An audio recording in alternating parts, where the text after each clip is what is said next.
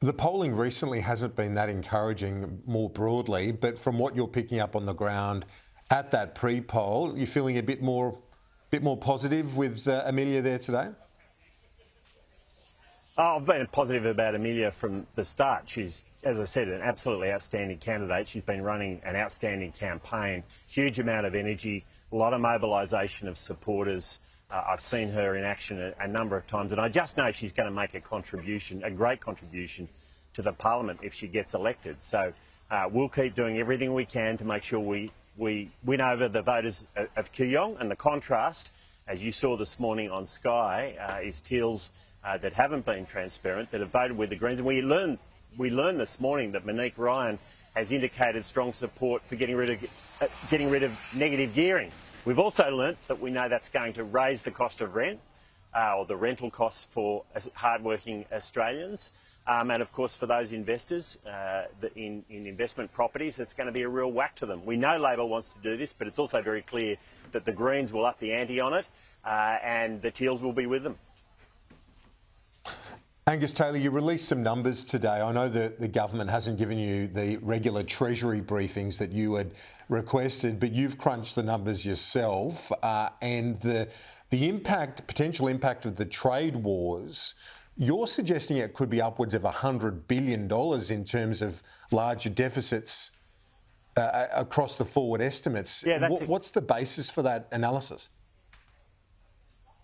Well, a reduction in growth. I mean, this is based on IMF numbers. They've done a trade war scenario, and the conclusion is that you would see a big hit to global growth. And this is why having buffers, making sure we're in a position where we can respond to it, and getting investment, business investment going in this country, it's at a low since 1991. We haven't seen business investment at this level since 1991. We've got to get it moving, Kieran, and that's why we've also announced over the weekend incentives for people to move into small businesses. We want to restore hope that you can actually start a small business, you can build it over time, and you can get ahead. Australians have been losing that hope.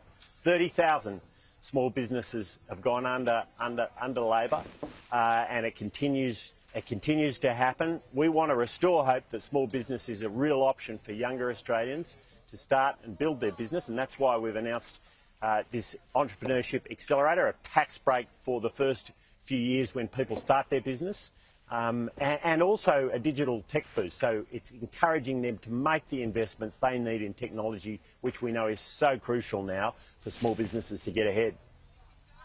When you announced that policy, and I know that there's been some positive feedback from various Liberals that I've been talking to who can get that message out there, but is some of this left too late?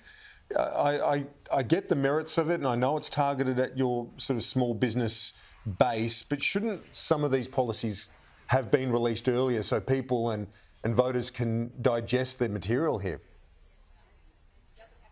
Well, we've been releasing policies for small business for a long time now. Of course, the instant asset write-off, we took a strong position on this early on, that we'd raise it, we'd make it permanent. This is really crucial so that small businesses have the certainty they need. We also have announced important industrial relations policies for small business so that small businesses can negotiate directly with their employees to get the best outcome for both.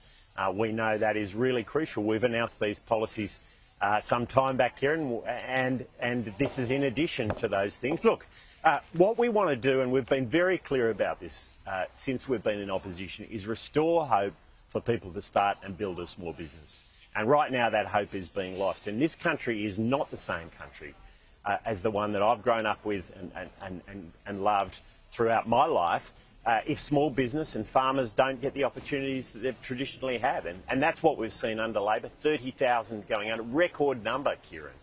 We have to make this possible. We have to restore hope, as we do in housing. These are two crucial things for us as Liberals: restore the hope of home ownership and restore the hope of starting and growing a business. There was a further sell-off in the US overnight after the Donald Trump comments in relation to the Fed Chair Jerome Powell. This adds to this sort of swirling uncertainty that is the backdrop to this election. Do you recognise that that is actually it's making it harder for you and Peter Dutton to make the case against the incumbent, because people gravitate towards the incumbent at times of uncertainty, don't they? Well, it is a time of uncertainty. There's no doubt about it. And what we're seeing around the world is tumultuous. But the question I'd ask is who is best to manage the economy in uncertain times? Who is best to open up markets to the world? I mean, this is a Labor Party that last time, or since they've been in government indeed, they're shutting down markets. They've shut down the sheep market, the sheep export market. They previously shut down the cattle export market, and they're saying they're going to try and protect the beef market into the US. I mean, look, honestly, the hypocrisy of this lot knows no bounds. We are the ones that have always been the strong economic managers. We've always been the ones to open up markets in a world where trade is challenged, and we did that last time in government with free trade agreement after free trade agreement. But Labor's never had any passion for this, and the result is we will see, I'm sure, a world that is tougher to trade into, but a Labor Party that doesn't have its heart behind making sure our farmers and small businesses, our manufacturers, all of our exporters get those export opportunities that they deserve. Just finally, the big news around the world, the passing of Pope Francis, the Prime Minister pausing campaigning, the opposition leader then followed suit. Is that more of a political stunt than anything in terms of the reaction? Oh, no, look, I think it's right and proper that we pay tribute to a Pope who has served the Catholic Church and all Christians around the world in an extraordinary way. I mean, he has been a great servant. There is no question about that. It is a big moment, obviously, for the Catholic Church, but I think more generally for Christians around the world, and it's right and proper we pay him tribute. We will let you go and hand out the how to votes, though, because that work doesn't stop, I don't believe. On behalf of your colleague Amelia Hamer, thanks for your time. Shadow Treasurer Angus Taylor. Good to be with you, Kieran.